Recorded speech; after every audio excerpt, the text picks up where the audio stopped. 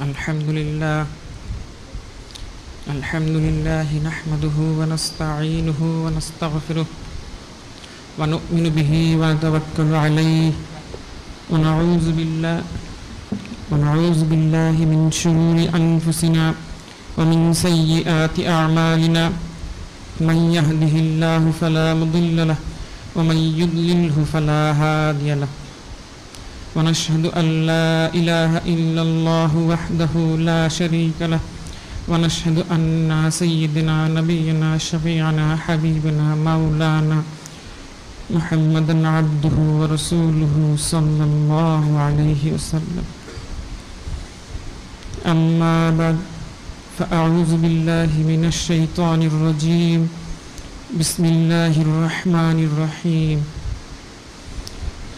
يا أيها الناس قد جاءتكم موعظة من ربكم وشفاء لما في الصدور وهدى ورحمة للمؤمنين. قل بفضل الله وبرحمته فبذلك فليفرحوا هو خير مما يجمعون. إن الله وملائكته يصلون على النبي يا أيها الذين آمنوا صلوا عليه وسلموا تسليما. اللهم صل على سيدنا مولانا معدن الجود والكرم وآله وسلم. اللهم صل على سيدنا مولانا وسيلة إليك وآله وسلم. اللهم صل على سيدنا مولانا النبي الأمي وآله وسلم.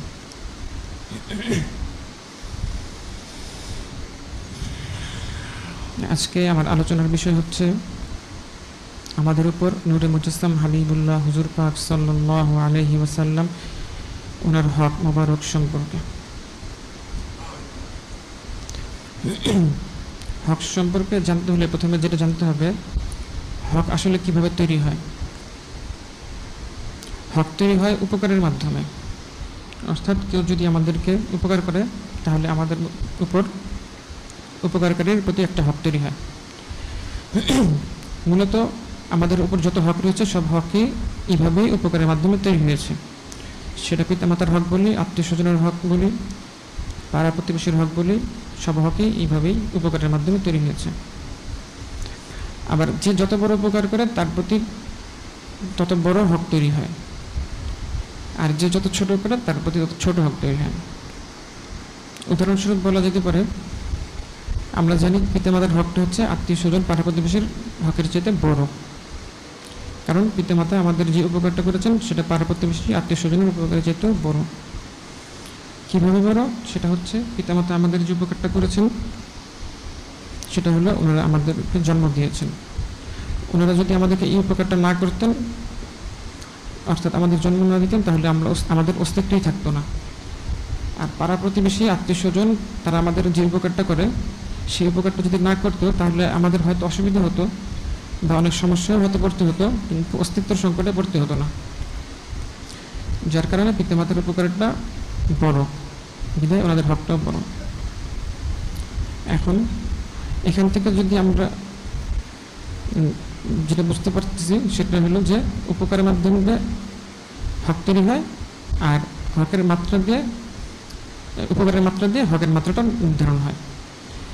এই সূত্র ধরে আমরা যদি চিন্তা করি তাহলে দেখতে পাই আমাদের উপর সবচেয়ে বড় হক তৈরি হয়ে আছে নূরে মুজাসসাম হাবিবুল্লাহ হুজুর পাক সাল্লাল্লাহু আলাইহি ওয়াসাল্লাম ওনার। কারণ উনি আমাদের যে উপকারটা করেছেন সেটা আমাদের জীবনের সবচাইতে বড় উপকার। সেই উপকারটা কি? সেটা তো অনেক বড় উপকার, তবে এক কথায় বলতে গেলে বলতে পারি আল্লাহ পাক আমাদেরকে যে দোয়াটা শিক্ষা দিয়েছেন, রব্বানা আতিনা ফিদ দুনিয়া হাসানাতাও ওয়া ফিল আখিরাতি হাসানাতাও ওয়া কিনা আযাবান নার। অর্থাৎ আমাদের রব আমাদেরকে ইহকালের কল্যাণ এবং পরকালের কল্যাণ দান করুন এবং আযাব থেকে রক্ষা করুন। এই যে ইহকালের কল্যাণ, পরকালের কল্যাণ এবং আযাব থেকে রক্ষা পাওয়ার বিষয়টা, সেটাই হাসিল করার, অর্জন করার, লাভ করার ইলমটা নূরে মুজাসসাম হাবিবুল্লাহ হুজুর পাক সাল্লাল্লাহু আলাইহি ওয়াসাল্লাম তিনি আমাদেরকে হাতে কলমে শিখিয়ে দিয়ে গেছেন। এই যে উপকারটা করেছেন এটা আমাদের জীবনের সবচেয়ে বড় উপকার। কীভাবে সবচেয়ে বড় উপকার? প্রথমত এই উপকারটার ব্যক্তি অনেক বড়। ইহকালীন কল্যাণ বলতে জীবনের শুরু থেকে শেষ পর্যন্ত সমস্ত ধাপে এবং জীবনযাপনের সমস্ত শাখা প্রশাখায় কীভাবে কল্যাণ হাসিল করতে হবে সেটা বোঝানো হয়েছে। আর পরকালীন কল্যাণ বলতে এটা মৃত্যুর পর থেকে অনন্তকাল পর্যন্ত সব কিছুর কল্যাণ বোঝানো হয়েছে। আর আযাব বলতে ইহকালের আযাব এবং পরকালের আযাব থেকে রক্ষা পাওয়া বোঝানো হয়েছে। সুতরাং উপকারটা কত বড় সেটা সহজে বুঝে যাবে। এটা গেলে প্রথম বিষয়। আর দ্বিতীয় বিষয় হচ্ছে এই উপকারটা না পেলে অন্য সব উপকারগুলো অর্থহীন বা নিঃশেষ হয়ে যায়। তখন অন্য সব উপকারগুলোকে আর উপকার বলে মনে হয় না। কারণ আমরা যদি ইহকালীন কল্যাণটা হাসিল করতে না পারি, আমাদের জীবনটা যদি অকল্যাণে ভরে যায়, শাস্তি দিয়ে ভরে যায়, তাহলে আমাদের জীবনটাকে বৃথা বলে মনে হবে এবং জন্ম নেওয়াটাকেও ভুল বলে মনে হবে। ফলে জীবনের সব উপকারই তখন অর্থহীন বলে মনে হবে। এমনকি একটু আগে আমরা যেটা বললাম, আমাদের পিতামাতা আমাদেরকে যে উপকারটা করেছেন, আমাদের জন্ম দিয়েছেন, এটা অনেক বড় উপকার, কিন্তু তখন এটা ক্ষতি বলেই মনে হবে। পক্ষান্তরে আমরা যদি ইহকালে প্রকৃত কল্যাণ হাসিল করতে পারি, আমাদের জীবনটা কল্যাণে ভরে যায় এবং ইহকালীন আযাব থেকে রক্ষা পাই, তাহলে সব জীবনের সব উপকারকেই উপকার হিসেবে মনে হবে এবং বাবা মা আমাদের যে উপকারটা করেছেন সেটাকেও অনেক বড় উপকার বলেই মনে হবে। এটা তো গেল ইহকালের কথা। পরকালের কল্যাণের কথা তো হিসাবের বাইরে। কাজেই আমরা বুঝতে পারলাম যে নূরে মুজাসসাম হাবিবুল্লাহ হুজুর পাক ছিলেন, তিনি আমাদের যে উপকার করেছেন সেটা আমাদের জীবনের সবচেয়ে বড় উপকার।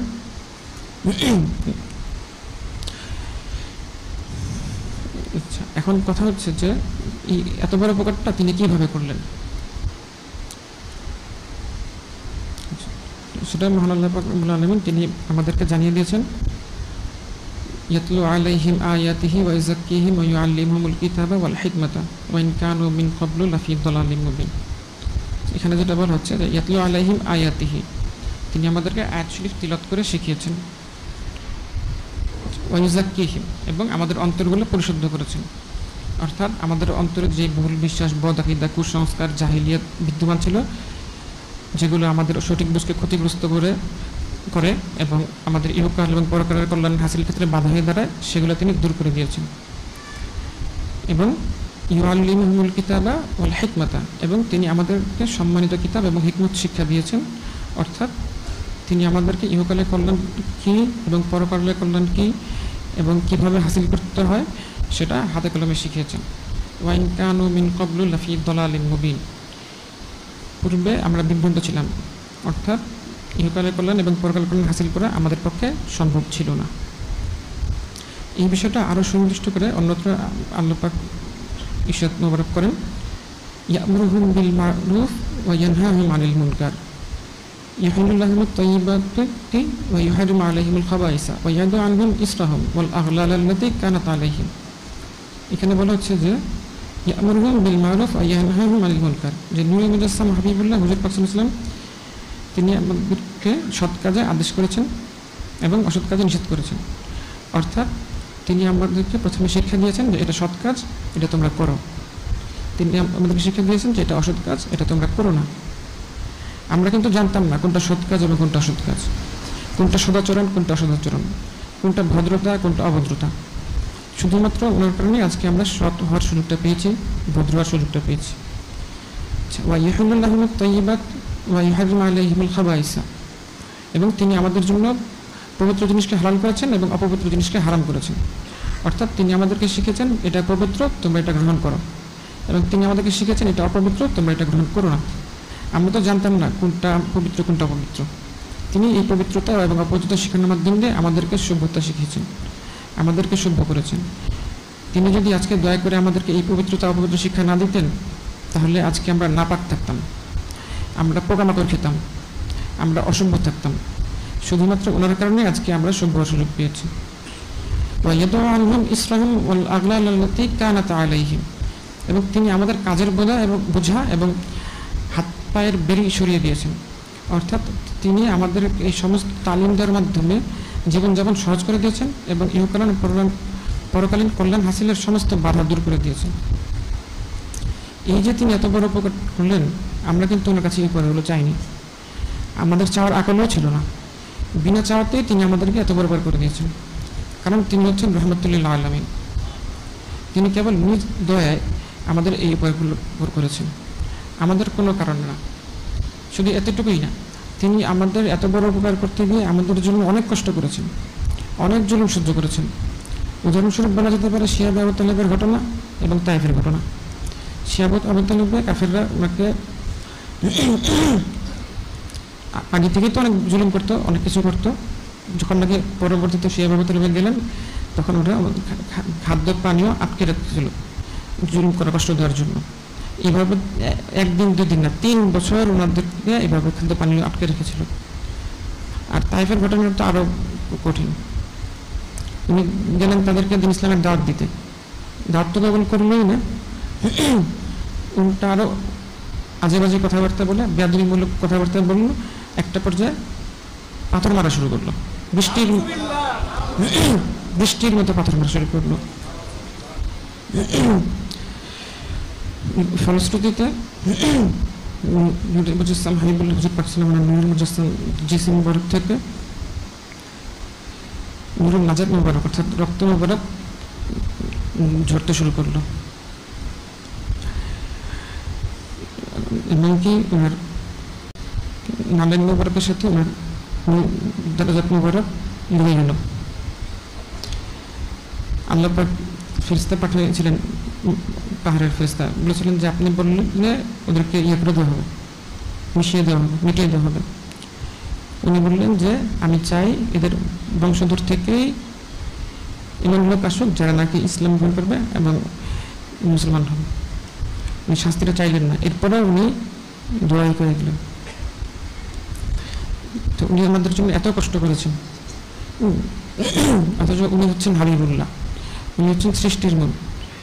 উনি আমাদের জন্য এত কষ্ট সহ্য করেছেন, এত জুলুম সহ্য করেছেন। উনি কে আর আমরা কে? তাহলে তিনি কেন আমাদের জন্য এত কষ্ট করলেন? ওটাই আল্লাহ পাক বলেছেন, আজিজুন আলাইহি মা আনিতুম, আমাদের কষ্ট আমার সহ্য হয় না।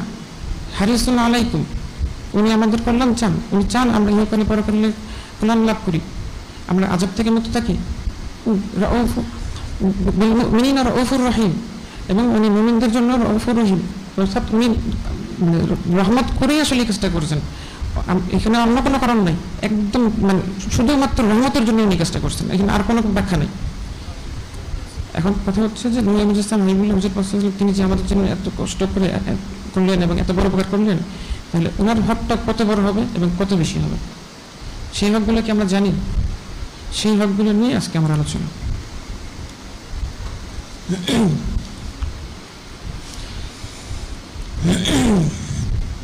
সেই হকগুলো যদি সংক্ষেপে বলতে হয় তাহলে বলা যায়, প্রথম হচ্ছে নূরুল মুজাসসাম হাবিবুল্লাহ হুজুর পাক সাল্লাল্লাহু আলাইহি ওয়াসাল্লাম ওনার উপর ঈমান আনা এবং আকীদা বিশুদ্ধ করা। আচ্ছা, এরপরে নূরুল মুজাসসাম হাবিবুল্লাহ হুজুর পাক সাল্লাল্লাহু আলাইহি ওয়াসাল্লাম ওনার ইতাআত করা এবং ইত্তিবা করা, অর্থাৎ আনুগত্য এবং অনুসরণ করা। তারপরে নূরুল মুজাসসাম হাবিবুল্লাহ হুজুর পাক সাল্লাল্লাহু আলাইহি ওয়াসাল্লাম ওনার নুসরাত এবং তাজির অর্থাৎ খিদমত করা, এবং নূরুল মুজাসসাম হাবিবুল্লাহ হুজুর পাক সাল্লাল্লাহু আলাইহি ওয়াসাল্লাম ওনার তাওকির এবং তাজিম অর্থাৎ সম্মান করা, এবং নূরুল মুজাসসাম হাবিবুল্লাহ হুজুর পাক সাল্লাল্লাহু আলাইহি ওয়াসাল্লাম ওনাকে মহব্বত করা, নূরুল মুজাসসাম হাবিবুল্লাহ হুজুর পাক সাল্লাল্লাহু আলাইহি ওয়াসাল্লাম ওনাকে সন্তুষ্ট করা, এবং নূরুল মুজাসসাম হাবিবুল্লাহ হুজুর পাক সাল্লাল্লাহু আলাইহি ওয়াসাল্লাম ওনার সামনে সালাত সালাম পাঠ করা। আলোচনার সুবিধার্থে এই হকগুলোকে 7 ভাগে বিভক্ত করেছি।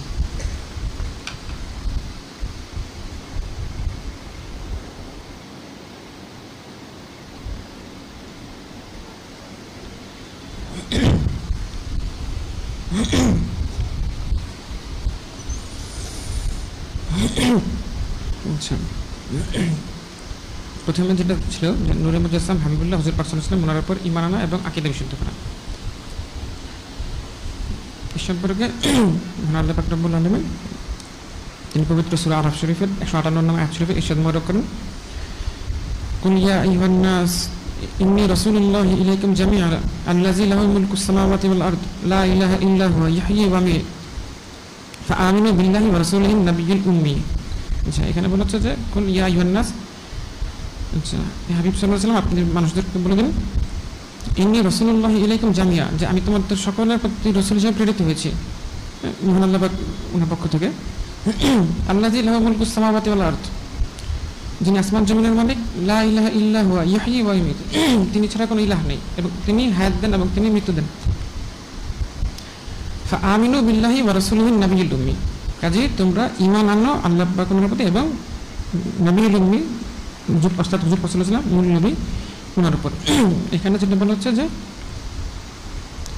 ওনাকে যেহেতু রাসূল হিসেবে প্রেরণ করা হয়েছে, এখন আমাদের দায়িত্ব কর্তব্য হচ্ছে ওনার উপর ঈমান আনা। এটা হচ্ছে প্রথম হক। আচ্ছা, এখন এই ঈমানটা কিভাবে আনতে হবে এই প্রসঙ্গে মহান আল্লাহ পাক রব্বুল আলামিন উনি সূরা বাকারা শরীফ ওনার 133 নং আয়াত শরীফে যেটা বলে দিয়েছেন, সেখান থেকে আমরা সহজেই জানতে পারবো যে ফাইন আমানু বিমিসলি মা আমানতুম বিহি ফাকাদ ইহতাদাউ, অর্থাৎ ঈমানটা এমনভাবে আনতে হবে সাহাবায়ে কেরাম যেভাবে ঈমান এনেছিলেন।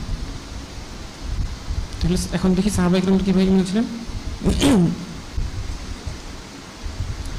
আচ্ছা, এক্ষেত্রে একটা উদাহরণ দেওয়া যেতে পারে যে নূরে মুহাম্মদ ইসলাম হাবিবুল্লাহ হুজুর পাক সাল্লাল্লাহু আলাইহি ওয়াসাল্লাম তিনি যখন বাইতুল মুকাদ্দাস শরীফ হতে আনুষ্ঠানিকভাবে পবিত্র মিরাজ শরীফের ঘটনা সংঘটিত হওয়ার পরে সকালে মানুষদের কাছে ঘটনাগুলো বর্ণনা করলেন, তখন কেউ কেউ ফিরে গেল, সম্মানিত মিরাজ শরীফ ওনাকে অস্বীকার করলো, নানান কথাবার্তা বললো। তো তারা হযরত সিদ্দিক আকবর আলাইহিস সালাম আমার কাছে গেল, গিয়ে জিজ্ঞাসা করলো, আপনি কি জানেন আপনাদের যিনি নবী রাসূল মুহাম্মদ ইসলাম হাবিবুল্লাহ হুজুর পাক সাল্লাল্লাহু আলাইহি ওয়াসাল্লাম তিনি বলেছেন তিনি নাকি গত রাতে বাইতুল মুকাদ্দাস শরীফ হতে ভ্রমণ করে এসেছেন। হযরত সিদ্দিক আকবর ইসলাম তিনি জিজ্ঞেস করলেন, নূরে মুহাম্মদ ইসলাম হাবিবুল্লাহ হুজুর পাক সাল্লাল্লাহু আলাইহি ওয়াসাল্লাম তিনি কি স্বয়ং নিজেই বলেছেন? তারা বলল, হ্যাঁ তিনি স্বয়ং নিজে বলেছেন। তখন সিদ্দিক আকবর ইসলাম তিনি বললেন, যদি তিনি নিজে স্বয়ং বলে থাকেন তাহলে তো তিনি অবশ্যই সত্য বলেছেন। কাফিররা বললেন, আপনি কি এই বিষয়টাকে সত্য মনে করেন? তিনি রাতে মক্কা শরীফ হতে বাইতুল মুকাদ্দাস শরীফ ভ্রমণ করে ফজরের আগেই ফিরে এসেছেন। তখন সিদ্দিক আকবর ইসলাম তিনি বলেন, বাইতুল মুকাদ্দাস শরীফ থেকেও দূরে সফর করলে আমি অবশ্যই সেটাকে সত্য বলে মনে করি।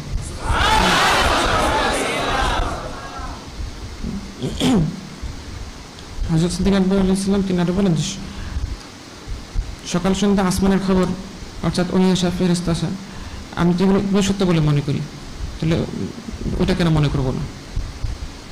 আচ্ছা, আর এই জন্যই হযরত সিদ্দিক আকবর ইসলাম ওনাকে চরম সত্যবাদী অর্থাৎ সিদ্দিক লকব মোবারক দেওয়া হয়েছিল। এই ঘটনার দ্বারা সাহাবায়ে কেরাম ওনারা কিভাবে ঈমান এনেছিলেন সেটা সম্পর্কে একটা সুস্পষ্ট ধারণা পাওয়া যায়।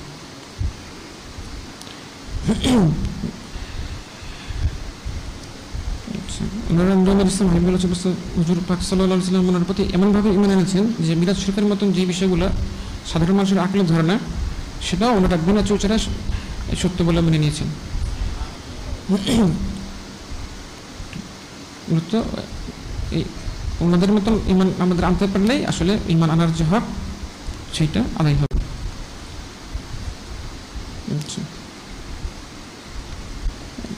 এরপরে দ্বিতীয় ভাগে যেটা রয়েছে যে নূরে মুহাম্মদ ইসলাম হাবিবুল্লাহ হুজুর পাক সাল্লাল্লাহু আলাইহি ওয়াসাল্লাম ওনার ইতাআত করা এবং ইত্তেবা করা, অর্থাৎ আনুগত্য এবং অনুসরণ করা। আনুগত্যের ব্যাপারে মহান আল্লাহ পাক রব্বুল আলামিন তিনি পবিত্র সূরা নিসা শরীফের 64 নং আয়াত শরীফে এসব বলেছেন, ওয়া মা আরসালনা মিন রাসূলিন ইল্লা লিইউতাআ বিইজনিল্লাহ, রাসূল ওনাদেরকে প্রেরণ করাই হয় আনুগত্য করার জন্য। অন্যত্র মহান আল্লাহ পাক রব্বুল আলামিন ইরশাদ করেন, আতিউল্লাহ ওয়া রাসূলাহু ইন কুনতুম মুমিনিন, তোমরা যদি মুমিন হয়ে থাকো তাহলে তোমাদের দায়িত্ব কর্তব্য হচ্ছে যে মহান আল্লাহ পাক এবং ওনার হাবিব নূরে মুহাম্মদ ইসলাম হাবিবুল্লাহ হুজুর পাক সাল্লাল্লাহু আলাইহি ওয়াসাল্লাম ওনাদের আনুগত্য করা। এখান থেকে সুস্পষ্ট যেটা বোঝা গেল যে নূরে মুহাম্মদ ইসলাম হাবিবুল্লাহ হুজুর পাক সাল্লাল্লাহু আলাইহি ওয়াসাল্লাম ওনার আনুগত্য করাটাও আমাদের উপর ওনার একটা হক। এখন এই আনুগত্যের হকটা কীভাবে আদায় করতে হবে সেটার দৃষ্টান্ত সাহাবায়ে কেরাম ওনাদের মধ্যে আমরা দেখতে পাই। উদাহরণস্বরূপ সাহাবায়ে কেরাম ওনাদের জীবন থেকে আনুগত্যের একটা ওয়াকিয়া উল্লেখ করছি।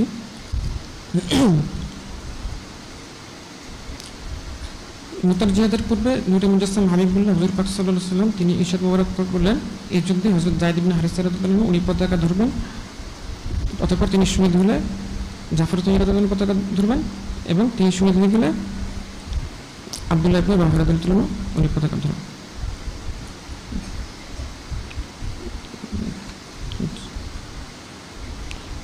তো এইখান থেকে জিনিসটা স্পষ্ট ইঙ্গিত ছিল যে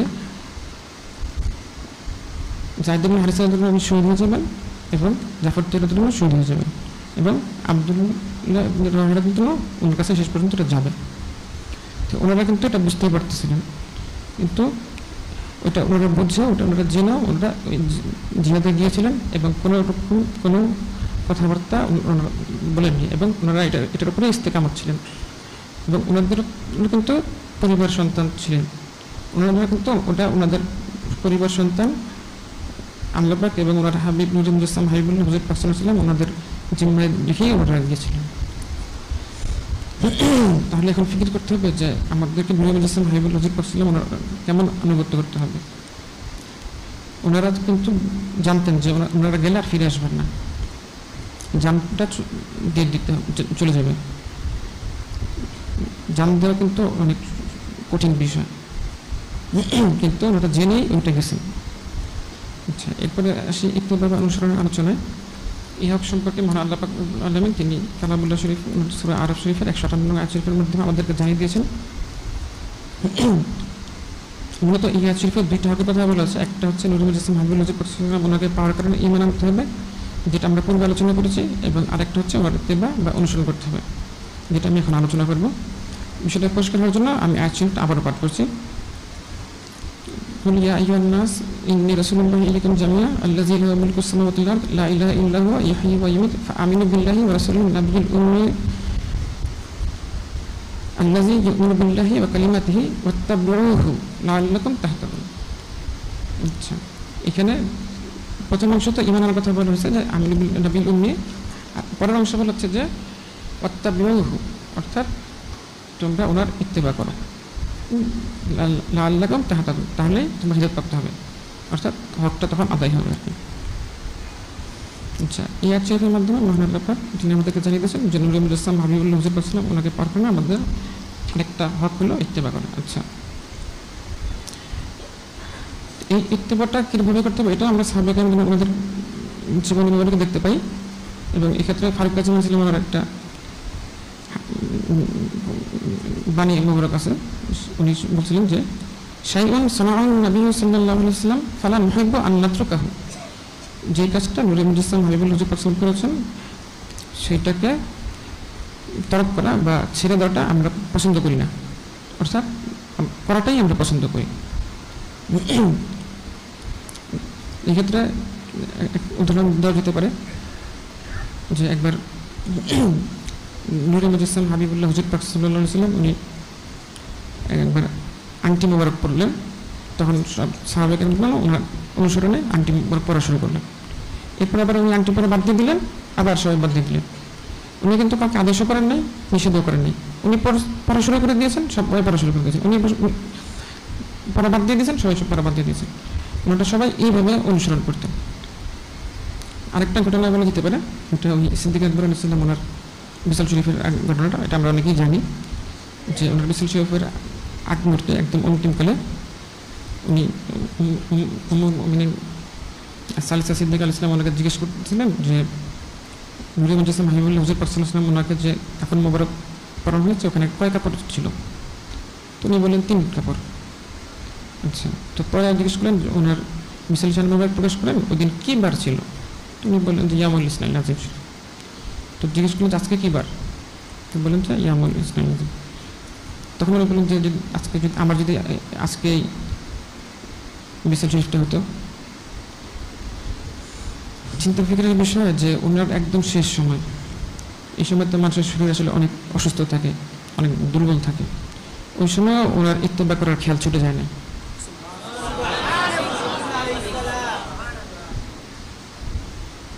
এরপরে ইত্তেবা তো মানে শুধু যদি উনি বলতেন যে 3 কাপড়ে কাফন মোবারক পরানো আছে আমাকে এটা দিয়ে, ওইটা তো উনি বলছেনই, যেটা নাকি ওনার মানে মানুষ করবে ইন্তেকাল এটা তো আল্লাহ পাক নির্ধারণ করেন, ওটাতেও যদি ইত্তেবা হয় ওটাও ওনার ইচ্ছা। কত ওনারা মানে ইত্তেবা করার জন্য ব্যাকুল ছিলেন, কীভাবে ওনারা করতেন, প্রত্যেকটা বিষয় ধরে ধরে ধরে ধরে ওনারা অনুসরণ করতেন।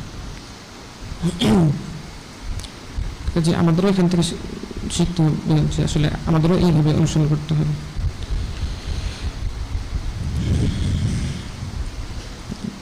এরপরে তৃতীয় ভাগ যেটা রয়েছে সেটা হচ্ছে নুসরাত এবং তাহজির।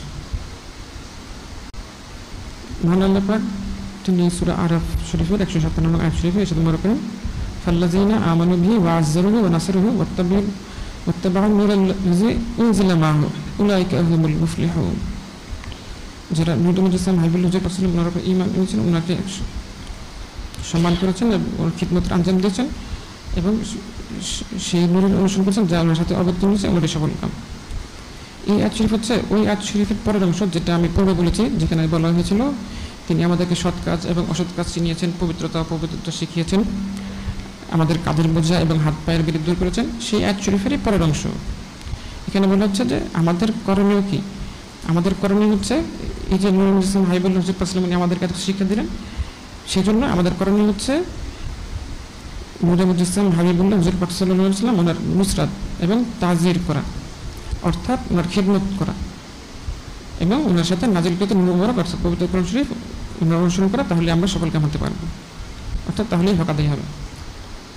এখানে এই নুসরাত এবং তাজিরের বিষয়টা, যেটা একটা হক আমাদের দায়িত্ব কর্তব্য, উনি যেটা আমাদের শিখেছেন, এখানে এটা বলা হয়েছে। এখন প্রশ্ন হচ্ছে নুসরাত এবং তাজির কি? নুসরাত এবং তাজির হচ্ছে খিদমত করা। নূর মুজাসসাম হাবিবুল্লাহ হুজুর পাক সাল্লাল্লাহু আলাইহি ওয়া সাল্লাম ওনার কাজসমূহ সম্পাদনে আঞ্জাম দেওয়া, কাজসমূহ সম্পাদনের জন্য প্রয়োজনীয় জিনিসপত্র সরবরাহ করা, ওনার কাজসমূহ সম্পাদনের জন্য যত ধরনের বাধা প্রতিবন্ধকতা রয়েছে সেগুলো দূর করা, এগুলো সবই নুসরাত এবং তাজিরের অন্তর্ভুক্ত। এখানে কাজ বলতে ওনার যত ধরনের কাজ রয়েছে, ঘরের কাজ, বাইরের কাজ, দাওয়াতের কাজ, তালিমের কাজ, জিহাদের কাজ, আরও যত রকমের কাজ আছে সব কাজই এইটার অন্তর্ভুক্ত। আমরা সাহাবায়ে কেরাম রাদিয়াল্লাহু আনহুম ওনাদের জীবনী পড়লে দেখতে পাই যে ওনাদের হায়াত মুবারকের একটা বড় অংশ কেটেছে এই নুসরাত এবং তাজির করে। প্রশ্ন হচ্ছে যে সাহাবায়ে কেরাম রাদিয়াল্লাহু আনহুম ওনারা তো নূর মুজাসসাম হাবিবুল্লাহ হুজুর পাক সাল্লাল্লাহু আলাইহি ওয়া সাল্লাম ওনাকে সরাসরি পেয়েছেন এবং সরাসরি ওনার নুসরাত এবং তাজিরের হক আদায় করেছেন, কিন্তু আমরা তো নূর মুজাসসাম হাবিবুল্লাহ হুজুর পাক সাল্লাল্লাহু আলাইহি ওয়া সাল্লাম ওনাকে সরাসরি পাইনি। তাহলে আমরা কিভাবে ওনার নুসরাত এবং তাজিরের হক আদায় করব? একটা উত্তর হচ্ছে যে নূর মুজাসসাম হাবিবুল্লাহ হুজুর পাক সাল্লাল্লাহু আলাইহি ওয়া সাল্লাম তিনি যা রেখে গিয়েছেন সেগুলোর খিদমতের আঞ্জাম দেওয়া,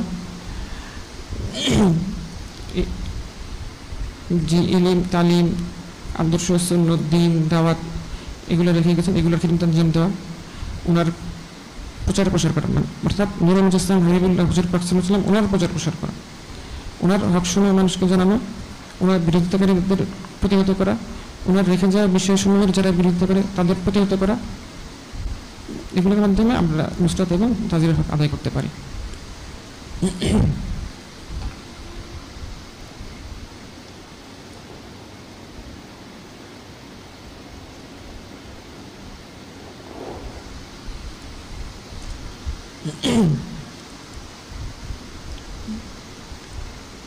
আচ্ছা, এরপরে চতুর্থ ভাগ যেটা রয়েছে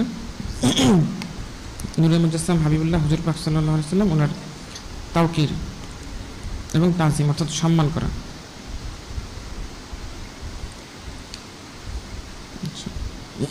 এই সম্পর্কে আল্লাহ পাক রব্বুল আলামিন ইরশাদ করেন ইন্না আরসালনাকা শাহিদাও ওয়া মুবাশশিরাও ওয়া নাযীরা লিতু'মিনু বিল্লাহি ওয়া রাসূলিহি ওয়া তু'আযজিরুহু ওয়া তুওয়াক্কিরুহু। এখানে যেটা বলা হচ্ছে যে নিশ্চয়ই আমরা আপনাকে প্রেরণ করছি শাহিদ, প্রত্যক্ষদর্শী বা মুবাশশির, নাযীর, সুসংবাদদাতা, সতর্ককারী হিসেবে, যেন তারা লিতু'মিনু বিল্লাহি ওয়া রাসূলিহি, যেন তারা ঈমান আনে আল্লাহ পাক এবং ওনার হাবিব নূর মুজাসসাম হাবিবুল্লাহ ওয়া তু'আযজিরুহু ওয়া তুওয়াক্কিরুহু, তাজির করে যেটা আগে আলোচনা হয়েছে, এবং তুওয়াক্কিরুহু এখানে এই তাওকির শব্দটা এসেছে যে ওনাকে যে প্রেরণ করা হয়েছে শাহিদ, মুবাশশির, নাযীর হিসেবে, এই জন্য আমাদের দায়িত্ব কর্তব্য হচ্ছে ওনাকে ওনার ঈমান আনে, তাজির করা এবং তাওকির করা। আচ্ছা আচ্ছা এই তাওকির মানে হচ্ছে সম্মান করা, কি তাজিম করা। এখন এই সম্মানটা আমরা কীভাবে করবো? সেই সম্মান করাটা হযরত সাহাবায়ে কিরাম রাদিয়াল্লাহু আনহুম ওনারা আমাদের শিখিয়ে দিয়েছেন। উদাহরণস্বরূপ বলা যেতে পারে ওনারা কীভাবে তাজিম করতেন সেটা উদাহরণ হিসেবে বলা যেতে পারে যে ওনারা যখন নূর মুজাসসাম হাবিবুল্লাহ হুজুর পাক সাল্লাল্লাহু আলাইহি ওয়াসাল্লাম ওনার সুহবত মোবারক অবস্থান করতেন, তখন ওনারা এমনভাবে থাকতেন মনে হতো যেন ওনাদের মাথার উপরে যেন পাখি বসে আছে, অর্থাৎ ওনারা সুহবত মোবারক ইখতিয়ার করার সময় কোনো নড়াচড়া করতেন না, খুব একাগ্রচিত্তে সুহবত মোবারক ইখতিয়ার করতেন। তারপর আরেকটা বলা যেতে পারে যে একবার হযরত ফাতিমা মুহাজিরিন আলাইহিস সালাম ওনাকে জিজ্ঞাসা করা হলো যে নূরে মুজাসসাম হাবিবুল হুজুর পাক সাল্লাল্লাহু আলাইহি ওয়াসাল্লাম তিনি বড় নাকি আপনি বড়? তিনি জবাবে বললেন নূরে মুজাসসাম হাবিবুল হুজুর পাক সাল্লাল্লাহু আলাইহি ওয়াসাল্লাম তিনি আমার চেয়ে অনেক বড়, তবে আমি ওনার পূর্বে বিলাদুল শরীফ গ্রহণ করেছি। কত সূক্ষ্ম কথা, ওনারা কিভাবে খেয়াল করতেন, কিভাবে তাকিদ করতেন।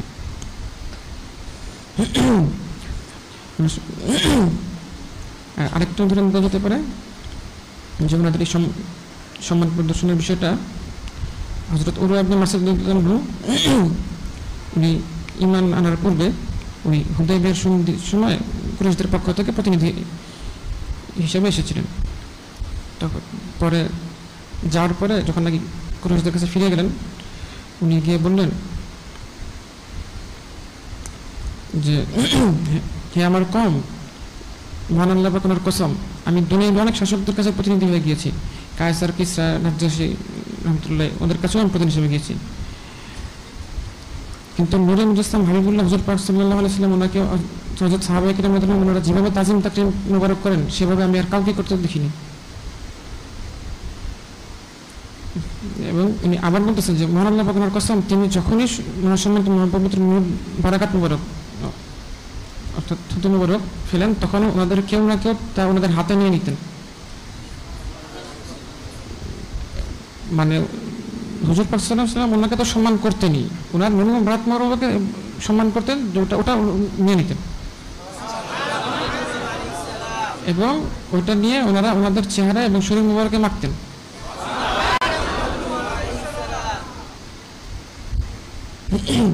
এবং ওনাদেরকে যখন কোনো আদেশ মোবারক করতেন ওনারা সঙ্গে সঙ্গে তা পালন করতেন, কোনো দেরি নেই। এবং তিনি যখন সম্মানিত ওযু মোবারক করতেন তখন ওনার ওযু মোবারকের পানির জন্য সাহাবায়ে কেরাম উনি আরবিতে যে শব্দটা ব্যবহার করছিলেন কাদা ইফতাতিলু, মানে হচ্ছে যুদ্ধ শুরু করে দিতেন, ওটা কে নিবেন এই জন্য। তিনি যখন এবং এরপরে তিনি যখন নাকি নূরে মুজাসসাম হাবিবুল্লাহ সাল্লাল্লাহু আলাইহি যখন নাকি কথা বলতেন তখন ওনারা ওনাদের কথা চুপ নীরব হয়ে যেতেন আর কি, এবং ওনার দিকে মানে তীক্ষ্ণ দৃষ্টিতে তাকাতেন না, মানে আদরের সহিত তাকাতেন। তো এখান থেকে একটা ধারণা পাওয়া যায় যে ওনারা আসলে কিরকম তাওকির বা সম্মান করতেন।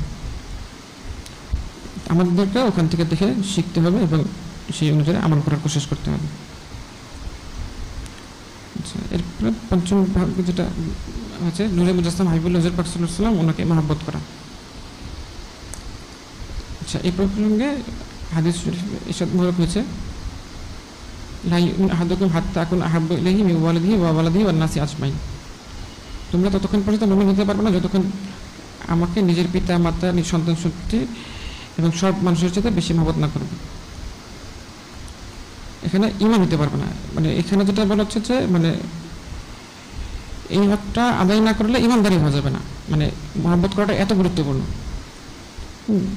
এবং এই হকের ব্যাপারে হযরত সাহাবায়ে কেরাম ওনারা যে কতটা গুরুত্ব দিয়েছেন এটা আসলে শুনলে বোঝা যাবে।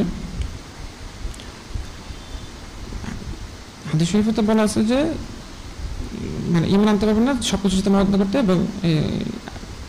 এবং এক বর্ণ আছে মিন নাফসিহি, জানের থেকেও বেশি মহব্বত করতে হবে। ওখানে মানে জানের থেকে মহব্বত করতে হবে এইভাবে বলা আছে। কিন্তু সাহাবায়ে কেরাম ওনারা যে কি পরিমাণ মহব্বত করতেন একটা ঘটনা বলে বোঝা যাবে যে যায়েদ ইবনে দাসিন রাদিয়াল্লাহু আনহু ওনাকে ওই কুরাইশরা শহীদ করার জন্য কাবা শরীফের সামনে নিয়ে গেছিল। তো ওরা এবং বলতেছিল যে ওনারা একটা করে আল্লাহ পথে কেটে শহীদ করা হবে।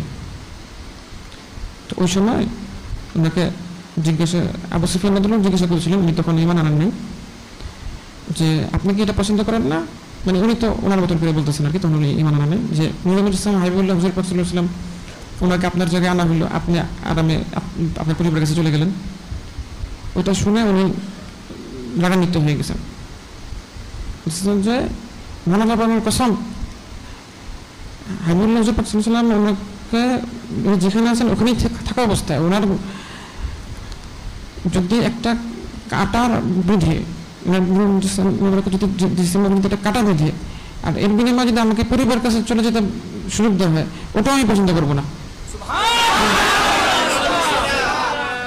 মানে জানের বিনিময়ে জান না, জানের বিনিময়ে কাটা বিধা, কাটা বিধার পরিবর্তে মানে ওনার জান গিয়ে যদি কাটা না বিধা তাও জান দিয়ে দেবেন, কাটা বিধা যাবে না।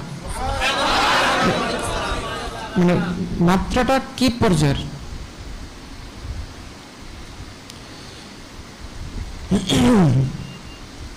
সাহাবায়ে কেরাম রাদিয়াল্লাহু আনহুম ওনারা যে কি পরিমাণ মহব্বত করতেন এটার একটা দৃষ্টান্ত আর কি। তা আমাদেরকেও ওনাদের মতন করে মহব্বত করতে পারলে মহব্বতের হকটা আদায় করা সম্ভব হবে।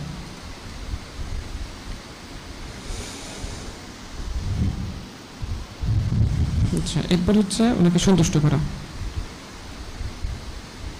এ সম্পর্কে আল্লাহ পাক রব্বুল আলামিন উনি এসে ব্যবহার করেন আল্লাহু ওয়া রাসূলুহু আহাক্কু আইয়ুরদুহু ইন কানু মুমিনিন। তোমরা যদি মুমিন হয়ে থাকো তাহলে তোমাদের প্রতি হক হচ্ছে মানে আল্লাহ পাক এবং ওনার হাবিব সাল্লাল্লাহু আলাইহি ওয়াসাল্লাম ওনাদের হক আর কি যে ওনাদেরকে সন্তুষ্ট করা। এবং এই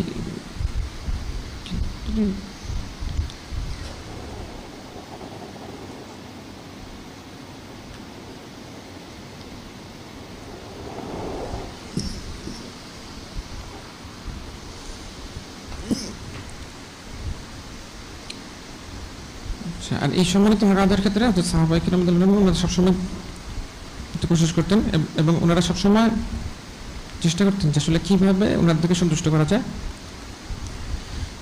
এবং ওনাদের প্রত্যেকটা কাজ, প্রত্যেকটা কথা এবং সব কিছু ওই ওনাকে সন্তুষ্ট করার কেন্দ্র করেই ওনারা করতেন।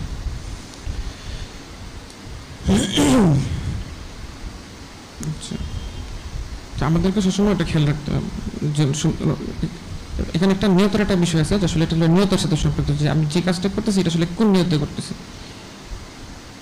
সন্তুষ্ট নিয়ত করলে একরকম, আরেক নিয়ত করলে আরেক রকম আর কি।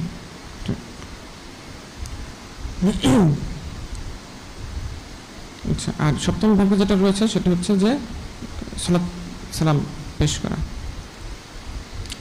আচ্ছা, আচ্ছা, এটা তো আমরা জানি যে এই ব্যাপারে যেটা আল্লাহ পাক সম্পর্ক করেছেন ইন্নাল্লাহা ওয়া মালাইকাতাহু ইউসাল্লুনা আলান নবী ইয়া আইয়ুহাল্লাযীনা আমানু সাল্লু আলাইহি ওয়া সাল্লিমু তাসলিমা।